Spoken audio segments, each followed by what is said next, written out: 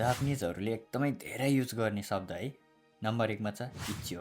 इच्यो भनेको एकचोटि त भन्ने अर्थ लाग्छ, जस्ट इन केस। जस्तै इक्जाम्पलबाट एकदमै सजिलो हुन्छ है त। इच्यो खाकुनिन्सिमास, एकचोटि कन्फर्म गर्छु। इच्यो यात्तेमिमास, एकचोटि गरेर हेर्छु। इच्यो कितेमिमास, एकचोटि सोधेर हेर्छु। नम्बर 2 मे इप्पाई। मे इप्पाई भनेको चाहिँ जति सकिन्छ त्यति है, पुरा एकदमै। जस्तै इक्जाम्पल हेरौँ है। क्युवा मे इप्पाई हाताराइता, आज जति सकिन्थ्यो त्यति काम गरेँ है। अब अर्को इक्जाम्पल हेरौँ। कोन्सिवा युतेगा मे इप्पाई देस, यो हप्ता सेड्युल पुरा भरिएको छ। नम्बर 3 बेच्छु नि, खासै होइन, ठुलो कुरा होइन भने जस्तो लाग्छ है यो चाहिँ। बेच्नु नि मनदैन है, खासै समस्या छैन। बेच्नु नि किनेसिँदैन है, खासै मतलब गरेको छैन। यतिखेर धेरैभन्दा धेरै युज गरिन्छ।